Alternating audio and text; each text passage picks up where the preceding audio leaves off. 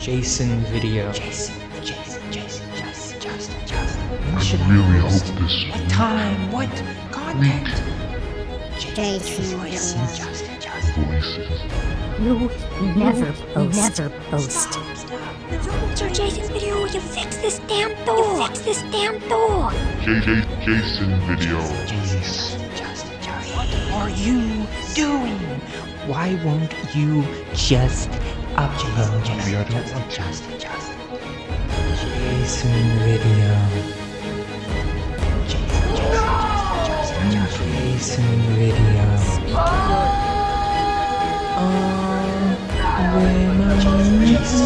Jason video. Do you know how much pressure relevancy? Jason video. Are you out of your mind? People want you to post. I don't know. What if I flop? Oh my dear, but what if you slay?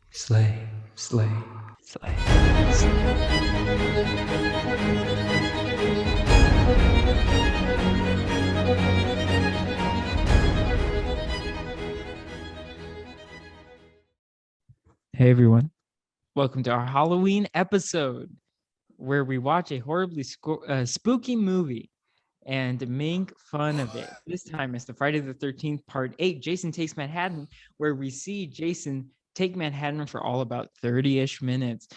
I don't know, but along with me, you know them and you love them. We have Wilson and Diego, which are friends of the channel, and I'm pretty sure they're in the last episode on the channel because they were supposed to be the WandaVision episode that I've yet to edit. My God, what a bad movie. I thought What? it was pretty good. It's good Personal- if personal. you overlook. But It's good if you have it on mute. I mean, the question is Friday the 13th Part 8, Jason Takes Manhattan, a comedy? Yes. Maybe it Everybody is. but Diego says yes this time. Role reversal. Diego, did you laugh at some parts or did you? Yes, I did. Okay, before I get to my laugh, let me get to the point that Oh. really set me off. That really made me question, why am I watching this? It's when Jason somehow magically swims like a torpedo to New York. He's Oh, climbing out of that- the water. That is And when he- it made you ask No, that? no, no. That was like No, an hour in. No. I know it was, but then he looks at the hockey mask. This movie's sign. getting out of hand. He looks at the hockey mask sign, and then he looks at the camera, and I'm like, what's happening? What is this? Is Jason self-aware? I Yes, he actually is. laughed at that. It is because later he sees those guys and he's like, he takes his mask off Yeah. just to show him like, he's like my face is all messed up. And it's Yeah. not like he's gonna murder them or anything. It's just like, get scared. He's like Shrek. When he's like, get out of my swamp. Like, I don't want to be bothered while I kill these teenagers. This movie got me right from the beginning. It has like an 80s song that is, it sounds like a parody of an 80s song. Like, I don't even know what to compare it to in the actual 80s. Like, it sounds like a joke. Hold on. I'm interrupting you right now. We're just going to go right into one of the trivia that I was like, I want Wilson to know this so bad. Here we go. You brought it up. Here we go. I was going to say the trivia for the end, but here we go. The song The Darkest Side of the Night, performed by Yes. Metropolis, that plays over the opening and in credits to the film. Rob Hendon specifically wanted them to write a song that was reminiscent of something Robert Plant would write. Led Zeppelin. Yes. That's not even A+, that's S tier. You get a Grammy. Let's play it right now. I don't care if we get No. monetized strike. Let's go. Let's roll it. Roll it. I don't think anyone cares enough. Shut up, bitch!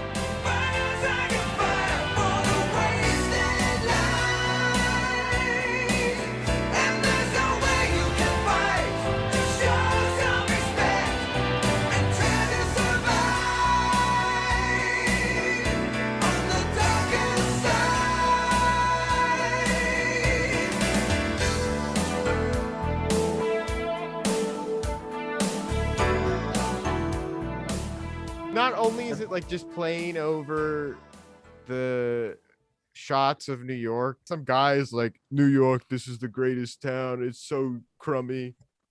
I love how gross it is. And then it cuts to the teens at Camp Crystal Lake, and they're listening to the song on the radio like it's a real song. That was great. And then the guy on the radio is like, this one goes out to the teens at Camp Crystal Lake that requested it from Metropolis. And she's like, that's us. That's us. We requested that. And it's like, how embarrassing. That's the worst song ever that you requested that. That entire opening, the New York part and the part with the teens is good, I think. Where the guy is like explaining the story of Jason, even though we're at part 8 at this point. Yeah. To the girl who's at Camp Crystal Lake and she doesn't know about Jason, even though it's been years. The guy even says it's been years in the movie. And like all these people died and it was a murderer and then the girl's like, was it Jason? And then the guy's like, no, that's actually a common misconception. In Friday the 13th part 1, the killer isn't actually Jason. It's Jason's mom. And in part 2, that's when Jason is actually the killer. I hadn't written anything at that point, but I do remember when he was like, it's Jason, and she was like, what is he really down below? And he's like, you don't want to know about it, let's continue making out for a second. And she's like, why do you bring that up? Okay, this movie has I think it's kind of a Halloween classic. There were so many parts in this movie where I It's like, was like, oh, oh my god, they better not do this. And then like 5 seconds later, they're like, oh my god, they did that. Like, I don't know why, and I don't know how, but the transition from the camera spying on the main girl and the teacher up into the girl playing the guitar, that was my moment when I was like, what the hell am I watching, man? And then she just does that solo, and it's like, you shredded, you did awesome, but it's like, I think I want to turn this movie off.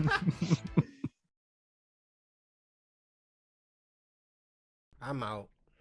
You think I'm about to? I'm not watching this. Look. Okay, wait. Pause. Tired of it. The weird, creepy guy that's like, Jason's back. He's coming to get us. Who let him on the ship? How did he get on the ship, and why didn't he appear earlier? Oh my god, bro. Oh, hell no, man. What the fuck, man? Get your ass on, Until like after the This is storm just for is the coming. Patreon. Okay. This is just for the Patreon. Are you ready? Are you ready? Are you ready? This is my impression of that guy when he was stabbed in the back. Thank you. Do you remember that? Yes. Thank you. But there are so many questions about this movie. I would say the biggest is, why are they taking a boat to New York? I looked it up because I was like, why are they doing this? Where's Camp Crystal Lake? And it's in New Jersey. Okay, ding, ding, ding. You know what time? You know what that means? It's trivia time. One of Hedden's, which is the person who wrote and directed this movie, original ideas was to set the film solely on aboard a cruise ship with Jason hiding in the lower levels, described by Hedden as a little bit of Das Boot and a little bit of Alien, with a claustrophobic feeling, storm at sea, and that sort of stuff. End quote. The alternate concept was to place Voorhees in a large city, such as New York.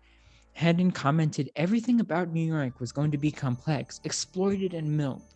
There was going to be a tremendous scene on the Brooklyn Bridge, a boxing match in Madison Square Garden. Jason would go through the department stores. He would go through Times Square. He would go into a Broadway play. He would even crawl onto the top of the Statue of Liberty and dive off, which was what Diego was saying yesterday. Earlier. I don't know where I wrote this, but apparently the studio liked both ideas, and then he just eventually decided to combine them. So that's why you see him on a cruise ship and then also New York. Well, they kind of got the boxing match, but The problem with both of these ideas is that they're like they're trying to connect it still with Jason in Camp Crystal Lake and teenagers who work at the camp. And it's like, why would teenagers? You have to come up with a reason why teenagers are taking a cruise. It's their senior Like- trip. Ding, ding, ding. You know what that means? That means it's Oh trivia my time to God. answer another one of Wilson's questions. Let's go. Number 2, a former employee of Universal Studios, Hedden, strove to devise a screenplay in which the antagonist, Jason Voorhees, would travel outside of the setting of Camp Crystal Lake. And I quote from Hedden, "The biggest thing we could do with Jason is to get him out of that stupid lake where he's been hanging out," end quote. Wow. So they're like, get him out of a small body of water and take him to a large body of water. Wait, That was I our don't. discussion about Friday's Herdween.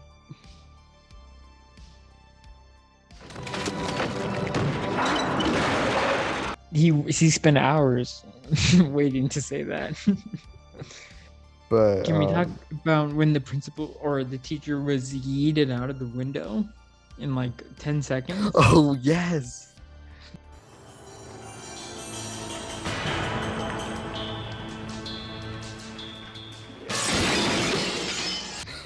I hate, like Wilson and I were saying, Jason just appearing seemingly out of thin air at places because he was chasing the teacher outside, right? Yeah. And he goes into what we assume to be the only entrance to that building, and somehow Jason is there and throws him out the window. This is literally like in that scene where the jeans weren't wet, and he like climbs up like the mast or whatever, and then Jason just appears on the mast Yeah. climbing and then throws him out. Well, I was thinking about it because it's kind of a trope sometimes where it's like you don't see him and then he shows up right behind you. But also, like, it happens so much. I was thinking during the movie, I was like, I get the feeling it's just they don't want to show him running because it would look so stupid. And seeing it in motion would just be god awful to the senses.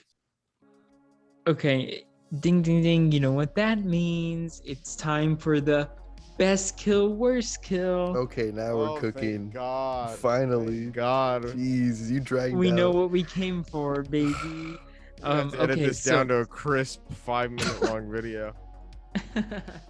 I'll go first with the best kill, worst kill. My best kill is by far the camera guy when he throws him into the thing and he just explodes and he burns alive. The worst kill is the Captain Zack Snyder slow-mo kill with his eyes looking around after his throat has been slit open and he's like and then he dies. That's my best kill. But that's my worst kill, but honestly it could also be a best kill. Who wants to go next? I'll go. Best kill? I'm gonna do 3. I'm gonna do favorite, best, and worst. Okay. So worst kill, the teacher. 100% should not have died. They could have saved her. Okay. I don't know why they just left her in that police car. Okay. You don't hear her scream. You just, I don't know if she was like knocked unconscious or I don't know, but like you don't really Okay. see or hear her death. Favorite kill was when the cameraman was like, "Jinkies, I lost my glasses," and shoots one of the crewmates, thinking that it was Jason. But I think the best kill was 100%. Not solely because of the kill itself, but because of just how the scene went down. The boxer.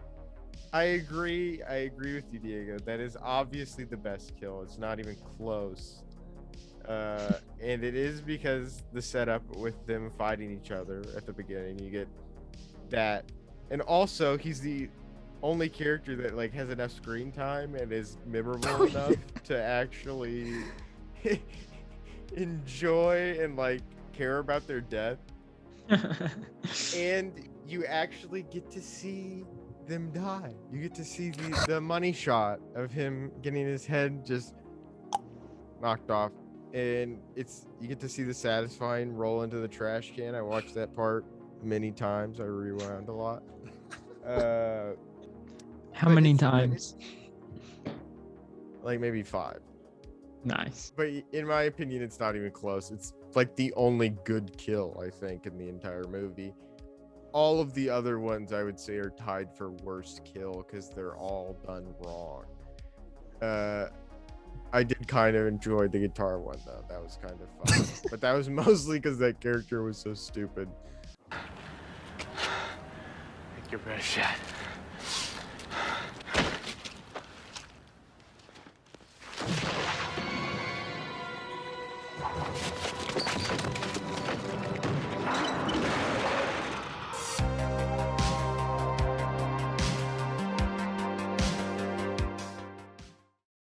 Okay, first, do you remember the diner scene? Yes. Okay. Yes. So if this movie was recorded in front of a live studio audience, during that scene, when the waitress was like, "Welcome to New York," there would have been a 1-minute moment of applause and cheering, as if Bill Hader had returned to SNL or freaking Fred Armisen. It would have been that exact moment. Okay, good. It's like you guys have heard that joke before. Tough crowd, tough Okay. crowd.